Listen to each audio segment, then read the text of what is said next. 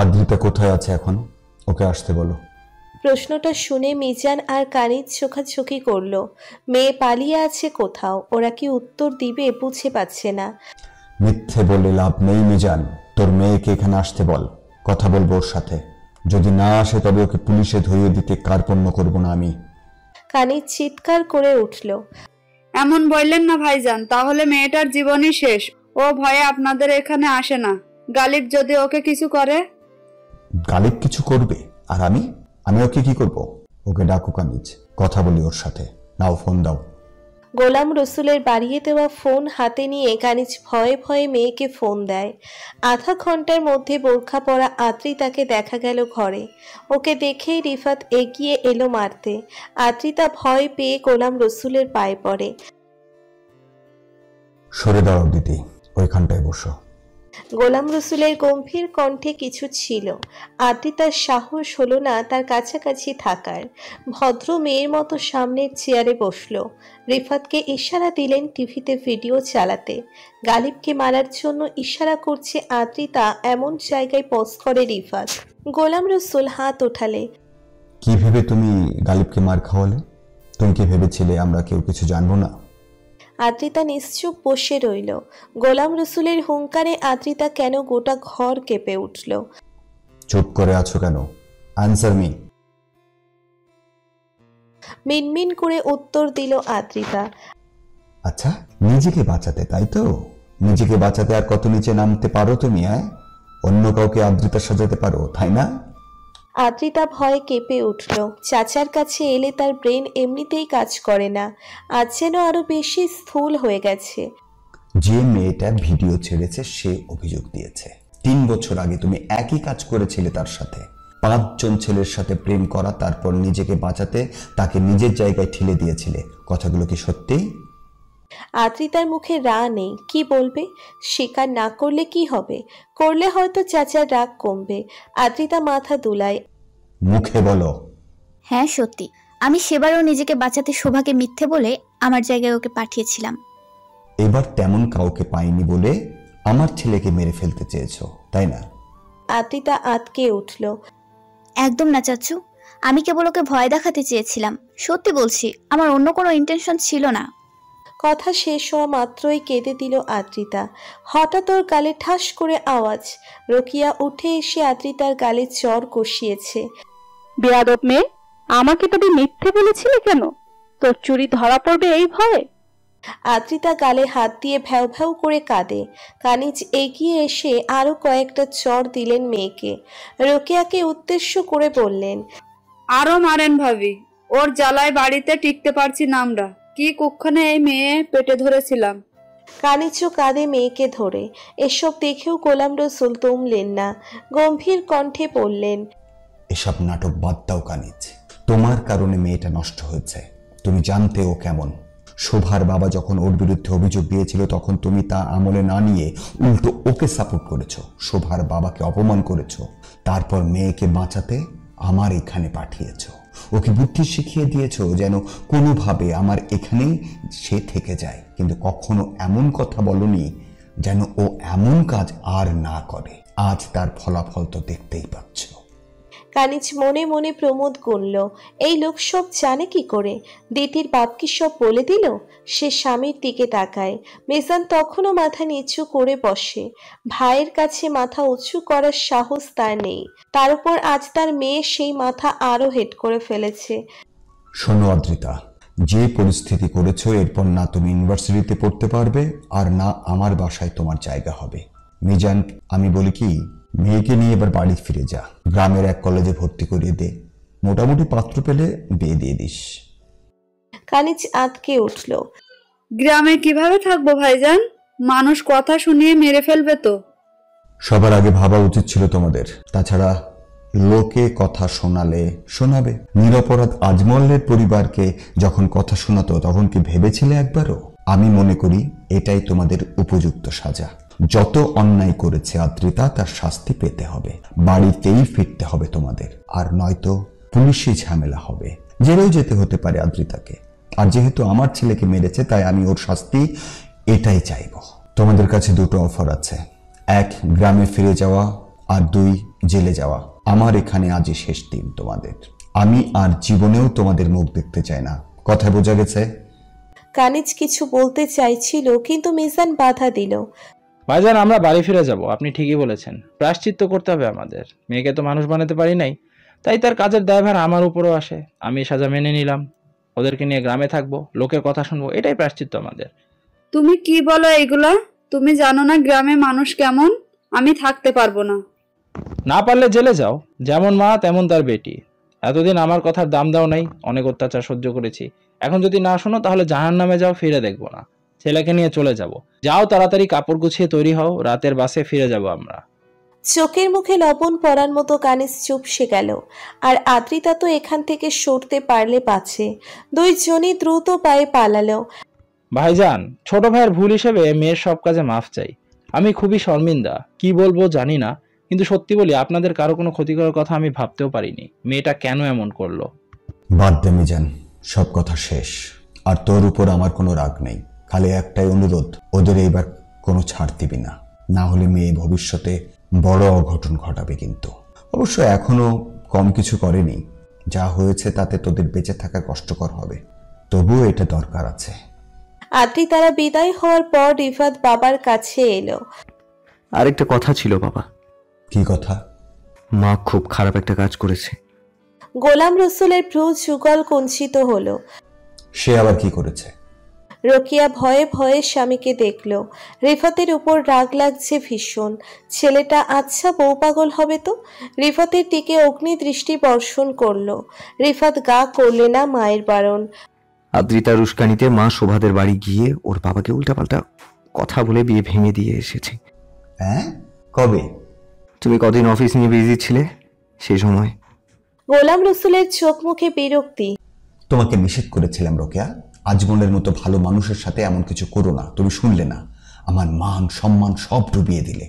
রোকিয়া নিজেকে বাঁচাতে মরিয়া হলো। আমার কি দোষ? আদ্রিতাই তো বলল। আর তুমি মেনে নিলে।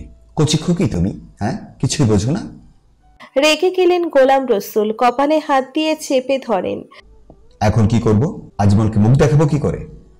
রোকিয়া বিড়বিড় করে বলে, আমি সব নষ্ট করেছি, আমি সব ঠিক করব, তুমি ভেবো না প্লিজ। আর আজমল তোমার কথা মেনে নিয়ে ধেই ধেই করে নাচতে নাচতে বিয়ে দেবে, তাই তো? হ্যাঁ, তাই না? তোমার সাথে কেউ এমন করলে মানতে? রোকিয়া চুপ করে রইল। রিফাতের মনটা খারাপ হলো বাপের কথা শুনে। এমনিতেই শোভা মেয়েটা ভীষণ জেদি। এতদিনে একবারও কথা বলেনি ওর সাথে। এখন ওর বাপ যদি বেঁকে বসে তাহলেই হয়েছে। গোলাম রসুল যেন ছেলের মনোভাব বুঝলেন। তুই টেনশন করিস না রিফাত, আমি দেখছি কি করা যায়। রিফাত শুকনো হাসি দিল। বাবা কি করবে জানে না, কিন্তু ও পাগল হয়ে যাবে শোভাকে না পেলে। মারে, এতদিন যেমন মনে হয়েছে তোর সাথে তেমন ব্যবহার করেছি, কিন্তু এখন থেকে আর না। বরং তুই যেমন বলবি তেমন ভাবে চলবো আমরা। তোর উপর অবিশ্বাস করেছিলাম, এখন বিশ্বাসের ভার তোর কাঁধে ছেড়ে দিলাম। এখন তোর ইচ্ছাই আমাদের ইচ্ছা। আজমল শেখ শোভার মাথায় হাত বুলিয়ে দিতে দিতে কথাগুলো বলল। শোভা মুচকি হাসল। সত্যি বলছো তো বাবা? আমি যেমন বলবো তেমন হবে সবকিছু? আজমল শেখ মাথা নাড়ল। শোভা গম্ভীর হলো। তাহলে আমাকে আর বিয়ে নিয়ে জোরাজুরি করবে না। আমি পড়ালেখা শেষ করে চাকরি করতে চাই। বিয়ে তো করতেই হবে, তবে এখন না, আগে নিজের পায়ে দাঁড়াই তারপর। ঠিক আছে? আজমল শেখ চেহারার হাসি মুছে গেল। বিয়ের কথা কিছু মলিন স্মৃতি মনে এলো। গোলাম রসুলের বউ সেদিন বড্ড কষ্ট দিয়ে কথা বলেছে। এতটা অপমানিত এর আগে বোধহয় হয়নি। গোলাম রসুলের কাছ থেকে এমন ব্যবহার আশা করেনি সে। বড্ড আশা করে তার কাছে নিজের মেয়েকে দিতে চেয়েছিল, কিন্তু সেও দুনিয়ায় বাকি মানুষের মতো করলো। মনের হাল মেয়েকে বুঝতে দিতে চাইল না বলে মুখে হাসি ফুটিয়ে নিল আজমল শেখ। ঠিক আছে, এখন বিয়ে না করলে না করবি, কিছু বলবো না আমি, তবে রেজাল্ট কিন্তু ভালো হওয়া চাই। সেটা কি আর বলতে হবে? এতদিনে বোঝনি? আজমল শেখের চোখে স্নেহের ছায়া। খুব বুঝি, তুই তো আমার লক্ষ্মী মা, কিছু বলতে হয় না, আগেই বুঝে যাস। সাজিদা ডাকলো, বাবা মায়ের পুনর্মিলনী শেষ হলে খেতে এসো, খিচুড়ি করেছি আজ, খিদেই পেট জ্বলছে আমার। আজমল শেখ হাসলেন। শুনলি তোর মায়ের কথা? শুরু হয়ে গেছে হিংসে। মা ভুল কি বলেছে বাবা? আমাদের তো তুমি ভালোবাসো না। এই যে না খেয়ে বসে আছি, বলছো না যে তোরা খেয়ে নে? বিভা ঠোঁট ফুলায়। শোভা হেসে দিল। আচ্ছা হয়েছে, খেয়ে নে, আর অভিমান করতে হবে না। এই আপা, একটা কথা বলি। বিভা উত্তেজিত কণ্ঠে অনুমতি চাইল। হ্যাঁ বল। তোমার ভিডিওতে যে ছেলেটা ছিল, ওকে চেনো তো? কোন ছেলেটা? ওই যে মার খেলো যে। না চিনি না, কেন বলতো? সত্যি চেনো না? দুলাভাই দেখায়নি? দুলাভাই? কিসের দুলাভাই? কি বলছিস বিভা, পরিষ্কার করে বল, এত রহস্য করছিস কেন? আজমল শেখ মেয়েকে ধমক দিলেন। বিভা অবশ্য বাবার ধমকে দমে গেল না। বাবা, তুমিও চেনোনি? গোলাম রসুল চাচার ছোট ছেলে ওটা। তোর আর মোবাইলে ছবি দেখেছিলাম আমি।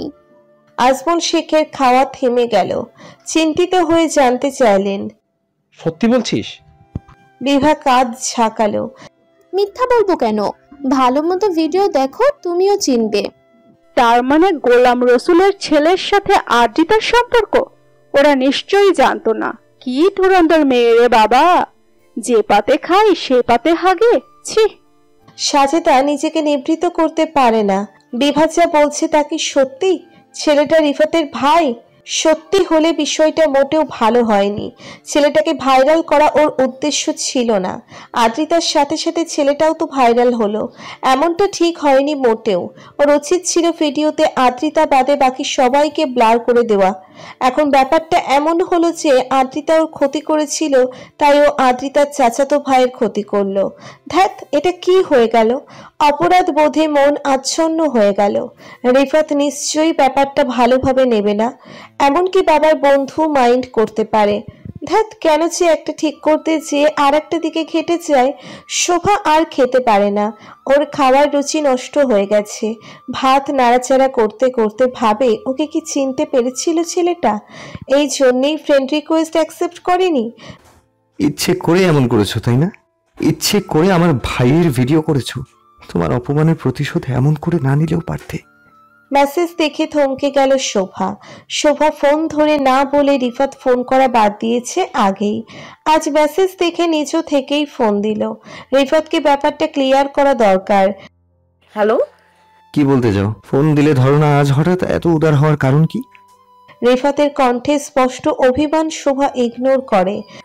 আপনার সাথে কথা আছে, আসতে পারবেন? আমি গেটে আছি, তুমি আসো আধ ঘন্টার মধ্যে। কথাটা বলেই ফোন কেটে দিল রিফাত। বোকা হয়ে বসে রইল শোভা।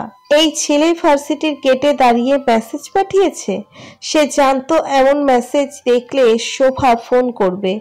আশ্চর্য! মেজাজ খারাপ করতে যেও হেসে দিল। আচ্ছা, পাগল ছেলে তো। শোভা আসার পর কোনো কথা না বলে গাড়ির দরজা খুলে দিয়েছিল রিফাত। শোভা চুপচাপ বসতেই গাড়ি চলতে শুরু করে। শোভা জানতে চাইল তারা কোথায় যাচ্ছে, কিন্তু রিফাত উত্তর দিল না। কিছুক্ষণ পর পর মিরর ভিউয়ে শোভাকে দেখছে আর চোখে। অনেকদিন পরে দেখা, যেন চোখের তৃষ্ণা মেটাচ্ছে। শোভা অনেকটা শুকিয়ে গেছে, কিন্তু তাতে যেন ওর শ্যামা মুখের সৌন্দর্য বহু গুণ বেড়ে গেছে।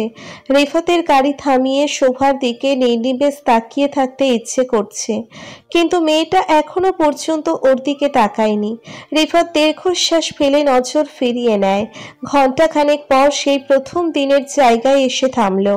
রিফাত এবারও কোনো কথা না বলে গাড়ি থেকে নেমে শোভার দিকের দরজা মেলে ধরে। বাঁধানো বেদিতে বসে রিফাত শোভার দিকে ফিরে জানতে চাইল। বলো, কি বলবে? কি কৈফিয়ত দেবে? ছেলেটা যে আপনার ভাই তা জানতাম না আমি। বিভা বলার পর জানতে পারি। গালিব তো তোমাকে ঠিকই চিনেছে। তুমি নাকি ওকে মেসেজ করেছিলে আদ্রিতার ব্যাপারে? শোভার এখন ছেড়ে দিমা কেঁদে বাঁচি অবস্থা। কাজ করেছে, এখন ফল তো ভোগ করতেই হবে। আপনার ভাইয়ের সাথে আদ্রিতার সম্পর্ক, এটা তো আমি ভাবতেও পারিনি। তার উপর তাকে আমি কোনোদিন দেখিনি। চেনার কোনো উপায় আছে? আর আমি ইচ্ছে করে কেন এমন করব? আপনি তো আমাকে চেনেন, জানেন আমি কেমন। রিফাত হঠাৎ রেগে গেল। না, আমি তোমাকে চিনি না, জানার তো প্রশ্নই ওঠে না। তোমার সাথে আমার দেখা হয়েছে কয়দিন, কথাই বা কদিন বলেছো? তুমি কি করতে পারো কি করতে পারো না সেসব কি করে জানবো আমি? শোভা স্তম্ভিত হয়ে বসে রইল। বোঝা যাচ্ছে রিফাত তার এতদিনের কথা না বলার রাগ ঝাড়ছে। তবুও ভীষণ খারাপ লাগলো শোভার। সে মুখ চোখ কাছুমাছু করে বসে রইল। শোভার দিকে তাকিয়ে রিফাত বুঝলো ভুল করে ফেলেছে। এতটা কড়া কথা বলা উচিত হয়নি তার। সে কণ্ঠস্বর খানিকটা নরম করে বলল,